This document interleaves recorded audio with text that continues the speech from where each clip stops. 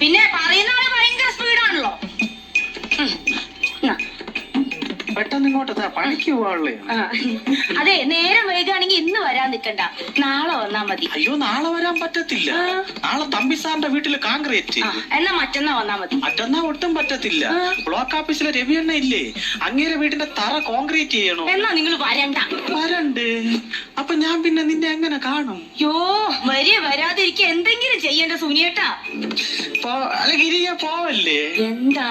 പണ്ടാരത്തോട്ടിലെ കുറിണിയപ്പച്ചീര വാള വയറ്റുവങ്കാലയ്ക്ക് അമ്മച്ചിയൊക്കെ ചെന്നപ്പോഴേ ഇത് ഇന്നെങ്ങാനും പറഞ്ഞു തീരോ? പറയട്ട്. ബന്ധുക്കളെല്ലാം കൂടെ ഒരേ കശാപ്പിശ. അത് വേറൊന്നും അല്ല, സുനി ഇങ്ങനെ നടന്നാ മതിയാ ഒരു കുഞ്ഞിക്കാലൊക്കെ കാണണ്ടേന്ന്.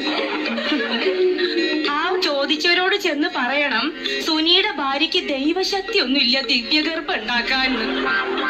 അതിന് ഞാൻ എന്തോ ചെയ്യണം ഗിരിയെ?